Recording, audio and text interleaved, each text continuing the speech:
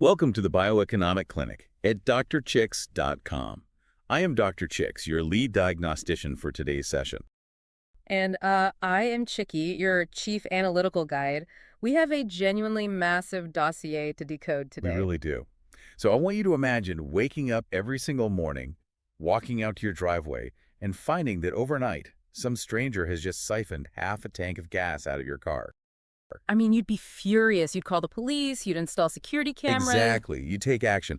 But what if I told you that exact same theft is happening to you right now, this very second? Hmm. But instead of gasoline, what is being siphoned is your actual cognitive capacity. It's a terrifying It is. reality. Every single day, your brain is being fished. Massive commercial trawlers are just dragging these invisible nets through your attention span, extracting your focus, and basically leaving behind a biological dead zone. And that's exactly the core of what we are diagnosing today. We are initiating a comprehensive deep dive into the Week 5 masterclass, which is a session dedicated entirely to a phenomenon we call the cognitive Right. fracture. And our mission today is to completely deconstruct why modern human brains and, the businesses they run are breaking down simultaneously. Yeah. To do this, we're synthesizing a massive stack of sources. A really diverse stack, too. We are crossing clinical diagnostics with corporate survival studies, specifically Ari DeJuice's landmark text, The Living Company. Yeah, and we're also analyzing ecological models of the bioeconomy, the brilliant mechanics of biomimicry, the United Nations IPBES nexus assessment, and even the bleeding edge intersection of evolutionary biology and artificial intelligence. Ultimately, we're going to explore how you can stop operating like a rigid, failing machine, right? And shift your entire neuroeconomic framework into this adaptable biological living river. So let's start right at the foundation of our clinical lore. There is this deeply ingrained cultural narrative that says if you're exhausted or if your business is stagnating Or or if you simply cannot hold your attention on a dense piece of text for more than 5 minutes. Right, exactly. The narrative says you're lazy, you lack discipline. And the solution is always just to hustle harder. But the data we're looking at rejects that completely. It absolutely does. We are looking at the medicalization of modern failure. Burnout, chronic distraction, corporate decline. These are not moral failings. No, they're really not. You can't just willpower your way out of them. They are biological diseases. Specifically, we classify them as evolutionary atrophy and mechanical rot. Okay, let's unpack this. Explain the mechanism behind that. Why are we classifying a struggling business or a distracted mind as a biological disease? Well, it's because of environmental mismatch. We possess this ancient biological hardware, right, the human brain, and it evolved over millions of years to track slow-moving threats and solve very complex, localized problems. Right. But we have taken that ancient hardware and violently shoved it into a hyper-processed, industrialized, constantly accelerating digital economy. So you are living and operating in what we call a toxic habitat. A toxic habitat. And the immediate, localized symptom of existing in this habitat is the cognitive fracture. Your attention is literally being split and drained. You are suffering an attention hemorrhage. Exactly. And to understand the sheer scale of this hemorrhage, we have to look at the macro level data. The IPBCS Nexus Assessment provides just a staggering picture of this. Oh, yeah. IPBES. That stands for the Intergovernmental Science Policy Platform on Biodiversity and Ecosystem Services, right? Right, it's quite a mouthful. But their latest Nexus assessment mapped the interlinkages among global biodiversity, water, food, and human health. I read the executive summary of that report, Mm-hmm. and I mean, the financial figures they attach to the natural world are difficult to even wrap your head around. They calculate that over $50 trillion of annual global GDP is moderately to highly dependent on nature. Wow. Yeah. That is more than half of all global economic activity, entirely reliant on functioning biological ecosystems. But our current economic model operates as if those ecosystems are just infinite dead resources, doesn't it? Exactly. And the unaccounted for impacts of this mechanical extraction, like the pollution, the soil depletion, the waste, they cost the global economy between $10 and $25 trillion every single year. Wait, let me make sure I'm hearing those numbers correctly. We are generating over half our global wealth from biology, but by treating that biology like a machine, we can just endlessly strip mine. We are actively burning up to $25 trillion a year in hidden damages. Yes, that is just insane. It is. We treat the living world as an economic machine, and a machine has no capacity for metabolic restoration. It has no immune system, Right, you just grind the gears until they strip and then you throw the machine away. Precisely. And this macro-level destruction is the exact same mechanism driving micro-level human burnout. If you treat yourself or your employees like a machine, relying on these rigid 5-year plans and this relentless, uninterrupted hustle culture, you will trigger entropic collapse. I really want to focus on that phrase, entropic collapse, because hustle culture is fundamentally a thermodynamic lie. A thermodynamic lie. I Oh. love that. Well, the second law of thermodynamics dictates that in any closed system, energy inevitably degrades from a highly structured, useful state into a chaotic, unusable state. Right, it becomes high-entropy waste. Let's ground that in a physical analogy for the listener. Sure, go ahead. So if you take a high-performance combustion engine and run it in the red line perpetually, what happens? I mean, it overheats. Exactly. You are converting chemical energy into mechanical energy, but you're also generating an immense amount of heat. And if you never let the engine rest, never let the heat dissipate, that thermal energy warps the metal. The oil burns off. Right. The friction coefficient skyrockets and the engine violently seizes. You cannot cheat physics. When human beings try to run in the red line perpetually without periods of deep metabolic restoration, the biological equivalent of that engine seizing is cognitive clouding. Cognitive clouding. Yes. Your executive function degrades. The friction of trying to run fluid biological software on a rigid mechanical schedule creates a systemic cognitive drain. So, if the mechanical model mathematically guarantees failure, what happens to the massive companies that refuse to adapt? They suffer from what we call the puddle pathology. Right. And to understand the puddle pathology, we have to bring in Arie de Geus. Yes, his research from the Living Company is foundational here. It really is. Arie de Geus was the group planning coordinator for the Royal Dutch Shell Group. He spent 38 years observing the largest companies on Earth from the inside, and he began to study corporate mortality. He basically wanted to know why companies die. We tend to look at giant corporations and assume they are immortal, right? Right. You have billions of dollars, thousands of employees, global infrastructure. But his data paints a completely different picture, a completely shocking picture, actually. He cited a massive Dutch survey revealing that the average life expectancy of all companies is a mere 12.5 years. 12.5 years. Wait, that means the average corporation doesn't even survive long enough to see a human teenager go to high school? Exactly. And even the Titans don't fare much better. He looked at multinational Fortune 500 companies, the biggest, most well-resourced entities on the planet, and found their average lifespan is only 40 to 50 years. Wow. Yeah, he noted that a full 1/3 of the Fortune 500 companies listed in 1970 had completely vanished by 1983. So why do we call this the puddle pathology? Think about a puddle on a sidewalk. It forms after a storm. It sits there, completely isolated, stagnant. Right. It hoards its little boundary of water. But because it has no source of renewal, no flow, it is entirely at the mercy of the environment. When the sun comes out and the market heats up, the puddle simply evaporates. It vanishes without a trace. And that is the perfect visualization of how a mechanical manager operates. Why do these massive companies die so young? De Geus argued it's because managers suffer from a fatal tunnel vision. They focus exclusively on the bottom line. Exactly. Profits, quarterly returns. They view the company not as a living community of humans, but as a literal machine for generating capital. And when a machine starts running inefficiently, what does the mechanic do? They start cutting parts off. In the corporate world, they call it trimming assets. Yeah. De Geus shared a deeply moving anecdote about this exact scenario. He was sitting in a high-level executive meeting at Shell. The market had taken a downturn, and the executives were looking at a spreadsheet, calmly discussing massive, sweeping job cuts just to preserve the quarterly dividend. Moving numbers around on a page. Right, and a single voice in that boardroom spoke up and asked, "But what about the loss of human potential, experience, and loyalty?" See, that is the voice of biological reality trying to break through mechanical rot.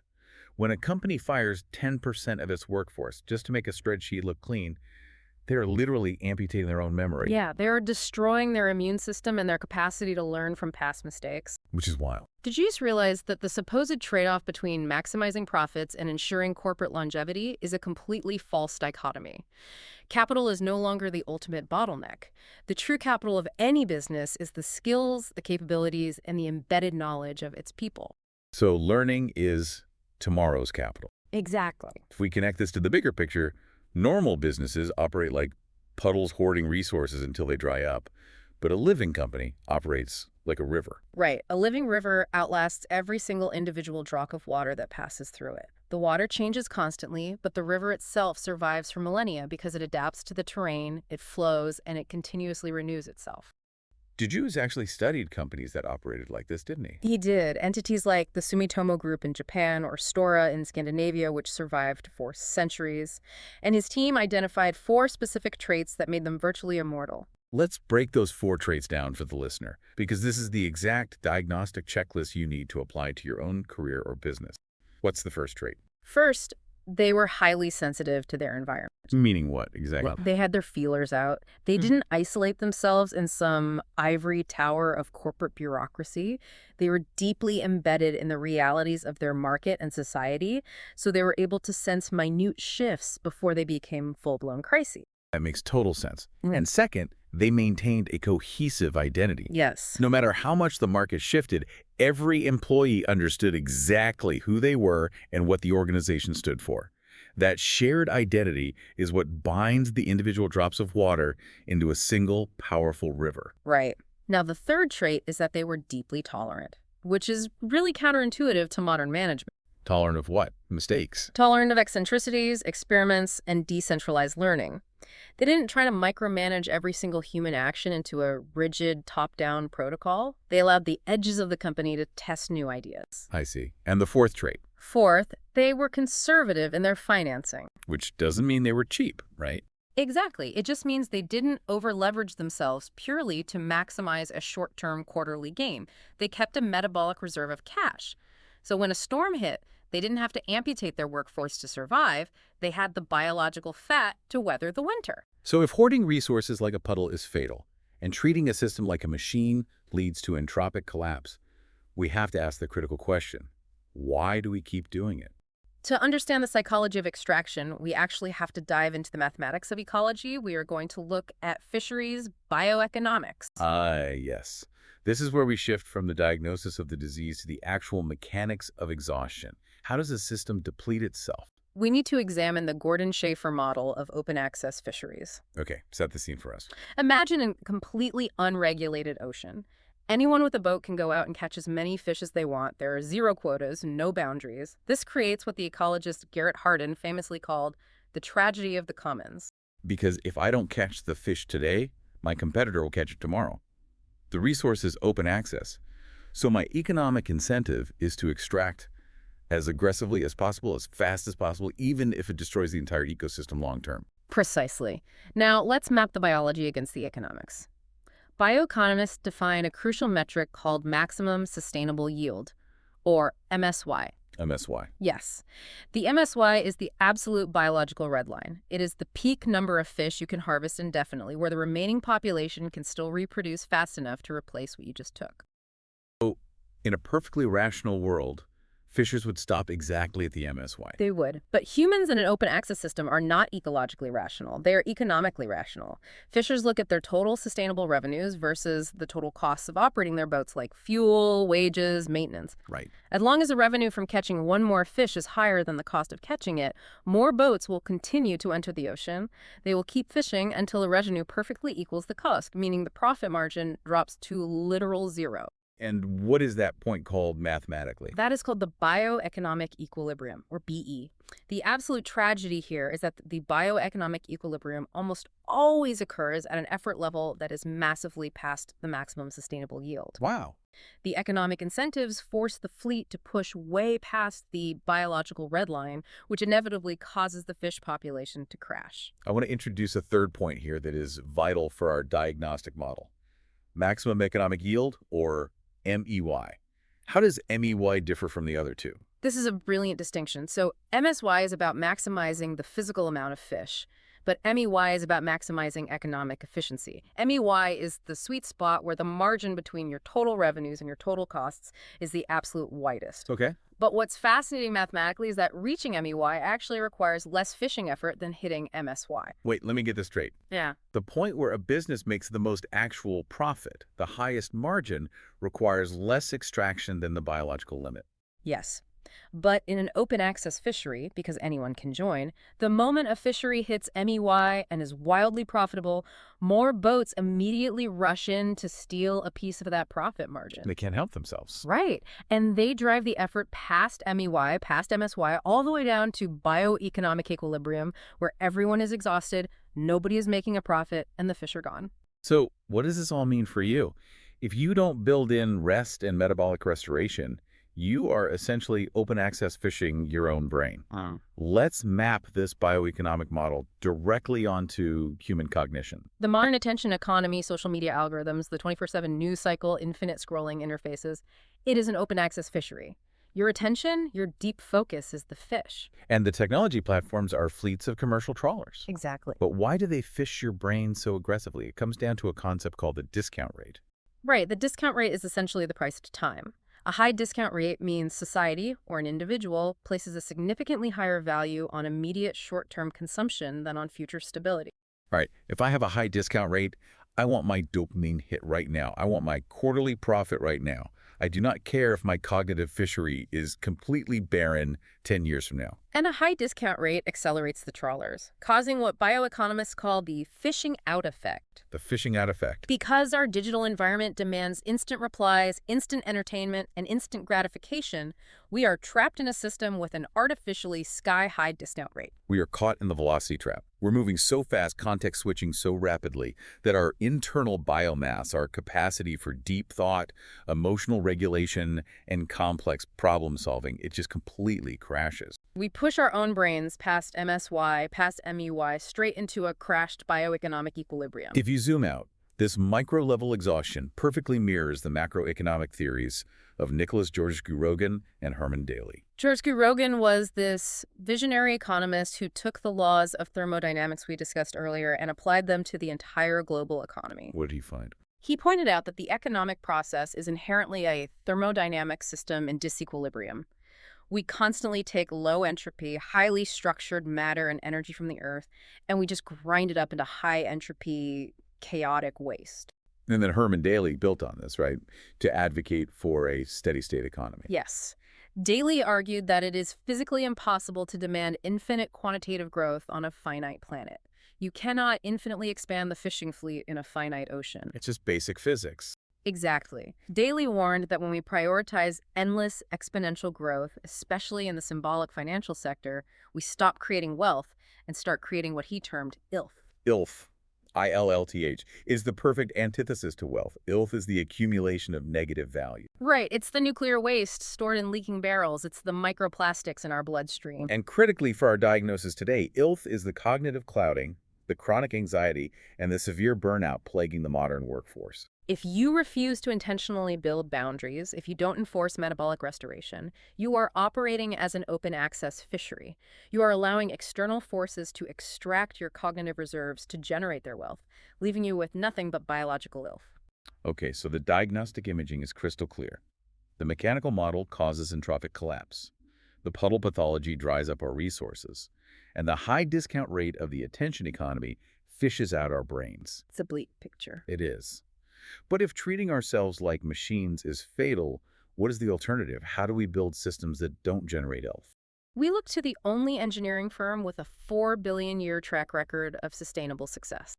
Nature. Nature. Yes, nature sustains massive, complex life systems without creating a single ounce of toxic waste. And it achieves this through a science called biomimicry. This brings us to the pioneering work of scientists like Janine Benyus. Biomimicry isn't just about painting a building green or, adding some potted plants to an office. No, not at all. It is the rigorous practice of studying nature's operating instructions, how biology designs structures, processes, and systems, and applying those exact mechanisms to human engineering problems. Because nature builds using what is locally abundant. It uses sunlight, water, and air. Right. It doesn't use the heat, beat, and treat method of industrial manufacturing, which requires massive amounts of fossil fuels and toxic chemicals. Let's ground this in reality. We have 5 incredible examples of biomimetic interventions that bypass mechanical rot entirely. Let's start with fireflies and LED lighting. What is the mechanism there? Well, we have spent decades trying to make LED light bulbs more efficient, right? Right. And researchers at Penn State decided to examine the bioluminescent lantern on the abdomen of a firefly. Traditional human industrial design loves symmetry and perfectly smooth surfaces. Yeah, glass white bulb is perfectly smooth. But when light travels through a medium like plastic or glass and hits the smooth outer boundary, a large percentage of those photons reflect backward, effectively trapping the light inside. Oh, wow. It's called total internal reflection. But when scientists looked at the firefly's lantern under an electron microscope, they realized the surface wasn't smooth at all. It was covered in asymmetrical, microscopic jagged scales. Why asymmetrical? Because that specific jagged geometry physically breaks the boundary of total internal reflection. It creates microangles that allow the photons to easily escape the lantern. That is brilliant. It gets better. When researchers mimic those exact asymmetrical microstructures and laser etched them onto the surface of commercial LEDs, they improved light extraction by a massive 90%. A 90% leap in efficiency just by copying the structural geometry of a bug's abdomen. Incredible. Okay, example number 2. Spider webs and the crisis of bird detecting glass. This is a huge issue. Millions of birds are killed every single year because they fly at full speed into modern glass skyscrapers. A bird's visual cortex simply cannot process large sheets of clear, reflective glass as a physical barrier. But researchers at the Biomimicry 3.8 Institute noticed a paradox in the wild. Birds fly rapidly through dense forests, but they almost never fly into the massive webs spun by orb weaver spiders. Why is that? Because the orb weaver spider incorporates strands of ultraviolet reflective silk into its web. Avian vision spans into the ultraviolet spectrum, whereas human vision obviously stops at the visible spectrum. So to a bird, that spiderweb glows like a neon stop sign. Exactly. But to a human, it's virtually invisible. So the engineers at Arnold Glass copied this biological code. They created a specialized architectural glass embedded with a UV reflective coating, patterned exactly like the orb spider's web. It's a perfect solution. Humans look out the window and see a perfectly clear view of the city.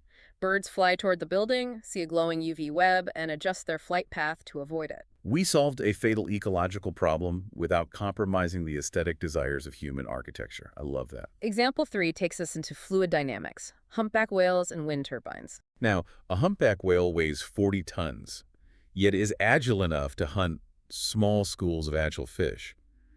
How does a creature that massive maneuver so tightly in the water? It's all in the flippers. A standard airplane wing or turbine blade is designed with a perfectly smooth leading edge to cut through the air. Right, aerodynamics 101. But a humpback whale's fins are lined with tubercles. These are large, pronounced bumps along the front edge. An aerospace engineer named Frank Fish studied these tubercles and realized they aren't deformities. They are highly advanced fluid dynamic control structures. How do bumps help with fluid dynamics? When water flows over those bumps, it creates localized spinning vortices. These tiny pockets of turbulent water actually act like a suction cup, keeping the main flow of water tightly attached to the surface of the fin. Why does that matter? Because when a smooth wing tilts back too far, the fluid detaches from the surface, which causes an aerodynamic stall. You lose all lift and crash.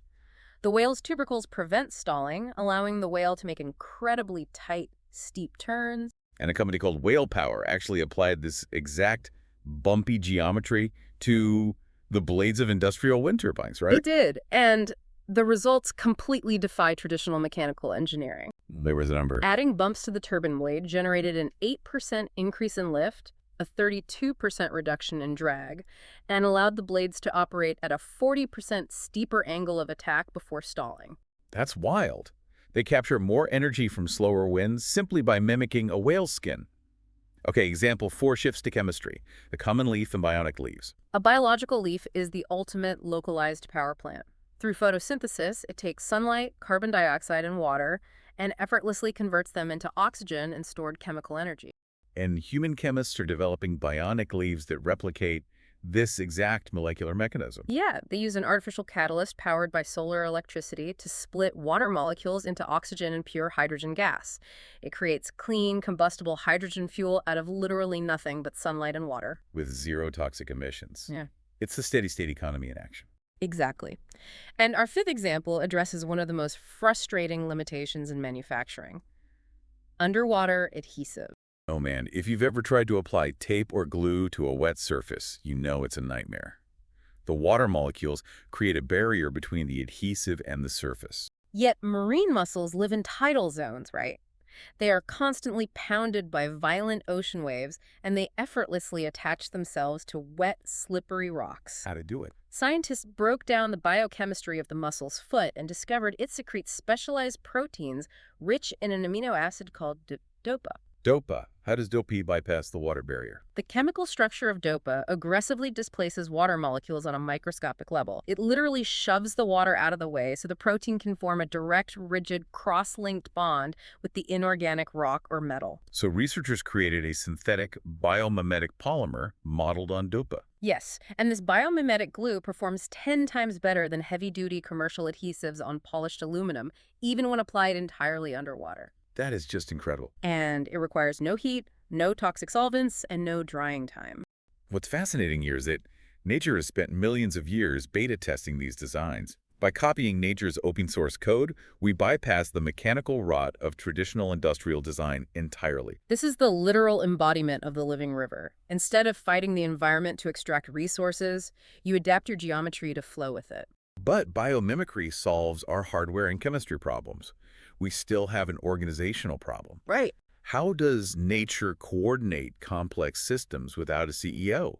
If top-down mechanical management fails, how does biology actually manage intelligence? To answer that, we have to look at one of the most astonishing and frankly bizarre biological phenomena on Earth: slime molds. Slime molds. Specifically, a species called Dictyostelium discoideum, which researchers affectionately call Dick. Okay, I have to stop you. We are talking about high-level corporate organization and human intelligence, and you want to use a literal fungus as the model. Absolutely, because Dicty fundamentally shatters our assumptions about how intelligence has to be structured. All right, I'm listening. Dicty spends most of its life as a collection of thousands of independent single-celled amoebas, aimlessly wandering the forest floor eating bacteria. They have no brain, no nervous system, and no leader. So they're just individual units. Right. But when the environment changes, when food becomes scarce and they begin to starve, they don't just die as isolated puddles, they undergo an unbelievable transformation. What happened? When a single Dicty cell begins to starve, it secretes a chemical called cyclic AMP. When a neighboring cell detects cyclic AMP, it follows two incredibly simple biological rules. Which are? First, move toward the source of the chemical. Second, secrete your own pulse of cyclic AMP. So it creates this massive amplifying chemical gradient, a biological Mexican wave propagating through the forest floor. Precisely. Wow. Tens of thousands of these independent amoebas swarm together and physically fuse into a single multicellular organism called a slug. They fuse together. Yes. This slug then crawls away as a unified entity to find a better environment, eventually growing a stalk and releasing spores to reproduce. It is the ultimate example of decentralized intelligence. The individual cells didn't wait for a memo from corporate. Nope. They didn't have a rigid 5-year strategic plan. They relied entirely on continuous, local, peer-to-peer chemical feedback. And to prove just how powerful this decentralized cognition is, researchers conducted the famous Tokyo Rail Network experiment. Paint the picture of this experiment for us because the results are humbling for human engineers. So, scientists took a physical map of the greater Tokyo area. They placed a large central mass of a different slime mold at the location representing Tokyo. Okay. Then they placed oat flakes, which the slime mold aggressively seeks out as food, at the exact geographic locations of all the surrounding major cities and suburban hubs. So the oat flakes are the cities. Right. The slime mold immediately began sending out tendrils, exploring the map in all directions simultaneously. That's blind exploration. At first. But when a tendril found an oat flake, the slime mold reinforced that specific pathway with more cellular material, turning it into a thick biological tube to pulse nutrients back to the center. And what about the tendrils that found nothing? Critically, it pruned away the dead-end tendrils, conserving its metabolic energy. It also created secondary pathways to ensure that if one tube was severed, the nutrients could still flow. It built in biological redundancy. Exactly. Within 24 hours, this completely brainless, decentralized fungus had engineered a highly complex, highly efficient network of nutrient transport tubes. Here's where it gets really interesting. When researchers overlaid the slime molds network onto a map of the actual Tokyo rail system, a system that took generations of brilliant human engineers and city planners decades to optimize, the networks were nearly identical. A puddle of slime matched the engineering prowess of the Japanese Transit Authority. It proves that rigid top-down management is an evolutionary dead end. It's a perfect demonstration of a scientific concept called emergence. This was famously explored by Alan Turing in his 1952 paper on the chemical basis of morphogenesis. How do we define emergence? Emergence is the phenomenon where simple rules interacting at a local, micro level spontaneously give rise to incredibly complex, highly structured, and intelligent patterns at the macro level. As the Nobel-winning physicist Philip Anderson summarized it, more is different. And this emergent intelligence is everywhere in biology. It's how thousands of starlings fly in a massive, swirling flock of murmuration without ever colliding. Right, there is no lead bird shouting flight coordinates. Every single bird is just following 3 simple rules. Match the speed of the bird next to you, stay close to your neighbor, but don't hit them. Exactly. From those 3 local rules, immense fluid complexity emerges. If we translate this to corporate and personal organization, the implications are staggering. A mechanical manager relies on top-down control. They sit in a boardroom, disconnected from the raw data of the market, and dictate a rigid 5-year plan. But when a black swan event happens, a pandemic, a supply chain collapse, a sudden technological shift, that rigid plan shatters. It is brittle. But a living company operates like the slime mold. It relies on bottom-up emergence. Every employee on the front lines is empowered to sense the environment, react instantly, and send chemical signals data back through the network. The organization adapts fluidly. Decentralized intelligence proves that rigid top-down management in a volatile open-access environment is an evolutionary dead end. Which brings us to the bleeding edge of today's deep dive. If adaptation and bottom-up emergence are how biological systems survive, what happens when human biology collides with the ultimate top-down processing machine? Artificial intelligence. Exactly. We have to explore the mechanics of evolution itself. To do this, we are looking at the work of Perry Marshall and his Evolution 2.0 Science Prize. Marshall completely dismantles the mainstream, oversimplified textbook version of Darwinian evolution. Right. Most of us were taught that evolution is driven entirely by blind, random genetic mutation. Survival of the fittest via sheer dumb luck. Right. The theory goes that DNA mutates by pure accident, and if that accident happens to be beneficial, the organism survives. But Marshall points out that from an information theory perspective, pure randomness is a mathematical impossibility. He introduces the concept of combinatorial explosion. A standard bacterium has about 1 million base pairs of DNA. The human genome has over 3 billion base pairs. That is an astronomical amount of biological code. So what's his calculation? Marshall calculates that if a system contains more than about 50 bytes of data, there simply is not enough time in the entire multi-billion-year lifespan of the universe for a purely random process to stumble upon a functional, highly complex, optimized genetic sequence. I want to make sure the listener grasps this. Pure randomness cannot write the code of life any more than a monkey smashing a keyboard could randomly type the complete works of Shakespeare. Exactly. Evolution is not a sequence of lucky accidents. It is a highly directional, active response to environmental threats. Marshall relies on the research of Oxford physiologist Dennis Noble, who describes evolution as a process of harnessing stochasticity. Let's translate that. Stochasticity is just a fancy mathematical term for randomness. Right, and if something is random, by definition, you can't harness it. It's like trying to harness a casino roulette wheel. How does a biological cell do that? That is the perfect analogy, actually. If a cell is facing a lethal threat, say a new antibiotic, it doesn't just mutate its entire genome randomly. Because that would kill it instantly. Exactly. Instead, the cell locks down and protects its core vital operating functions. Then it deliberately triggers hypermutation in a very specific, localized region of its genome related to defense. It actively spins the roulette wheel in one tiny, isolated casino room until it finds a genetic combination that neutralizes the antibiotic. So the cell is actively performing inductive reasoning. It is sensing a problem, setting parameters, and aggressively searching for a solution. Cells possess actual cognition. And the most vivid proof of this cellular intelligence is the field of epigenetics. Epigenetics completely revolutionized our understanding of inheritance.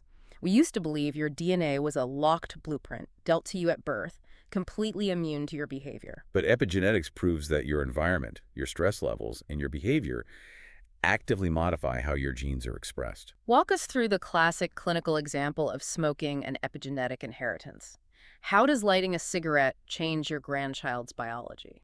Well, when a woman smokes, she's bathing her internal cells in a highly toxic, hostile environment.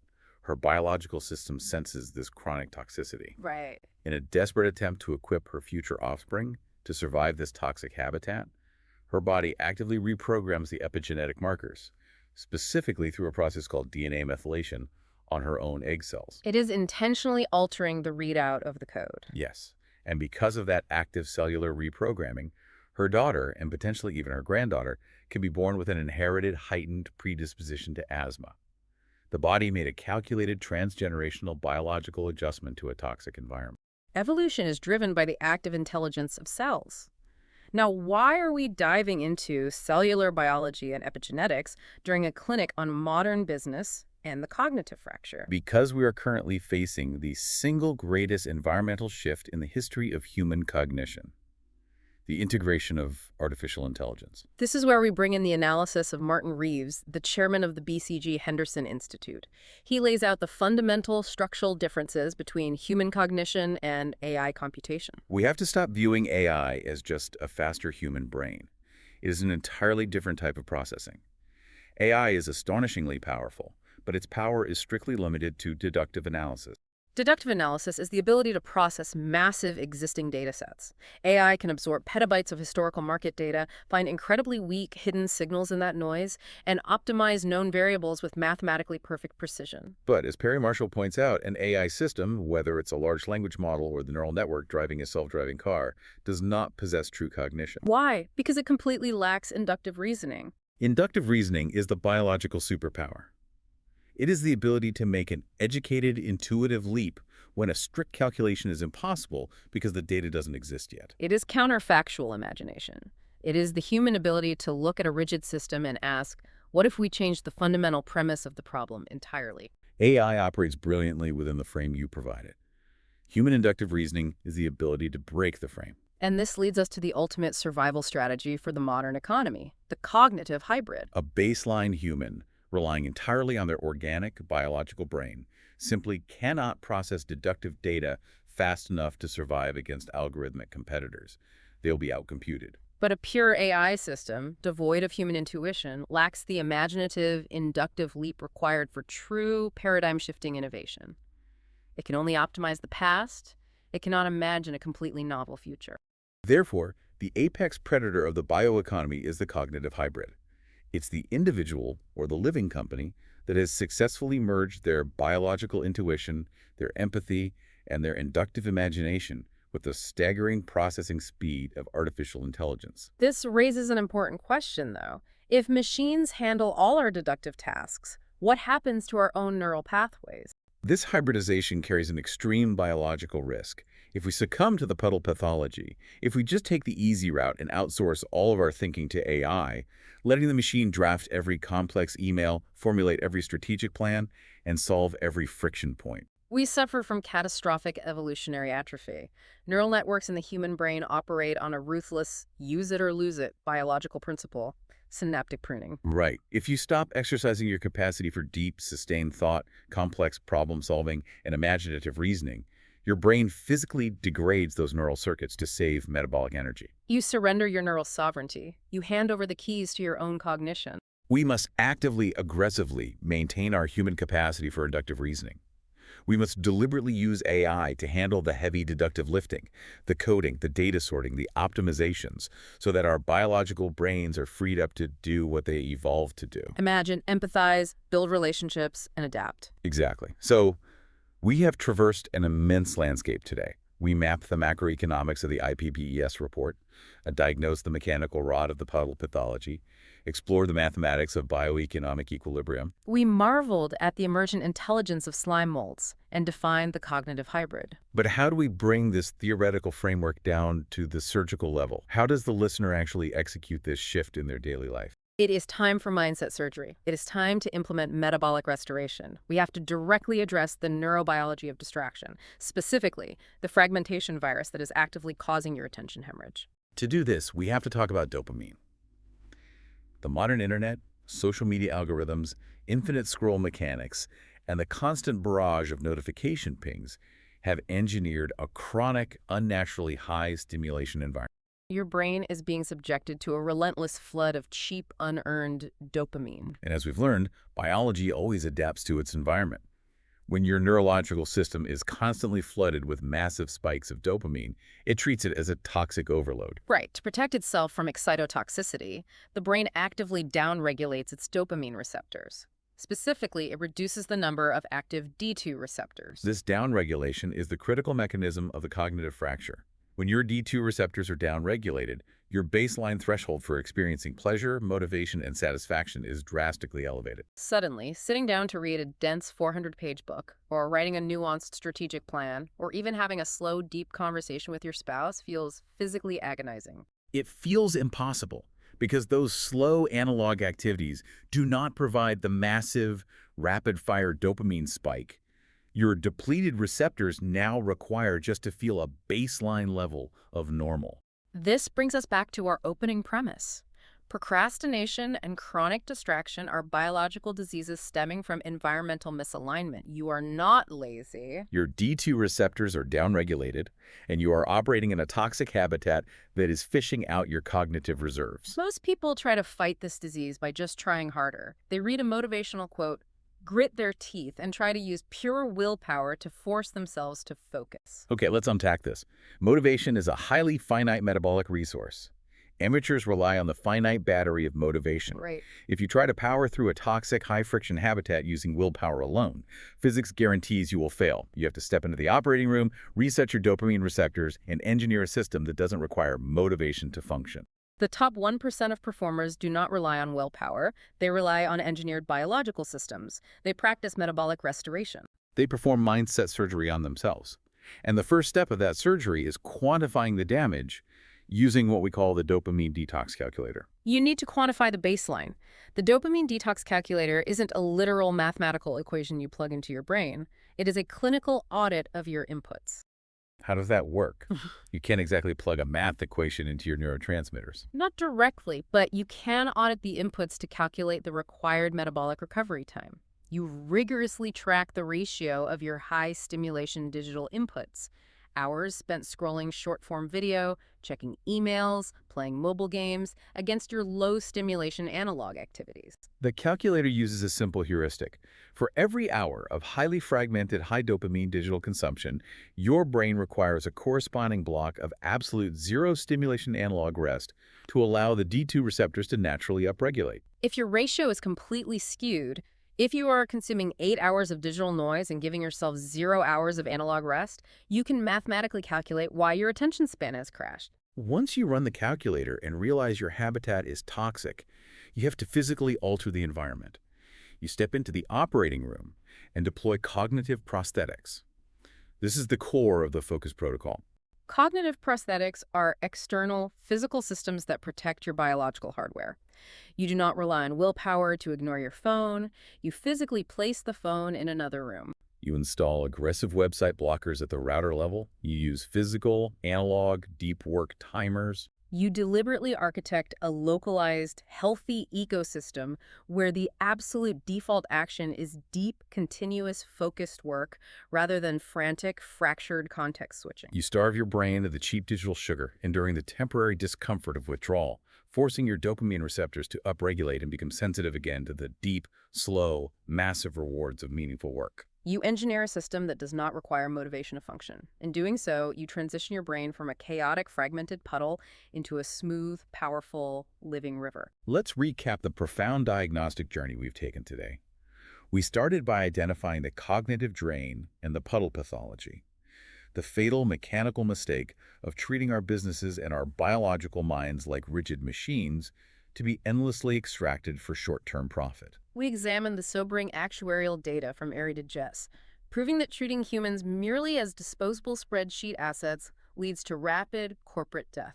We explored the bioeconomics of open access fisheries, warning us against the high discount rate that leads us to literally fish out our own cognitive biomass. We then pivoted to the ultimate solutions, marveling at the genius of biomimicry, from the asymmetrical light-enhancing structures of fireflies to the fluid dynamic tubercles of humpback whales. Proving that nature's localized adaptive designs are infinitely more efficient and resilient than our brute force industrial engineering. We learned from the brilliant emergent intelligence of the slime mold Dicty that decentralized cognition, chemical feedback loops, and flocking behaviors create anti-fragile organizations capable of surviving massive environmental disruption. And finally, we confronted the biological reality of the AI era.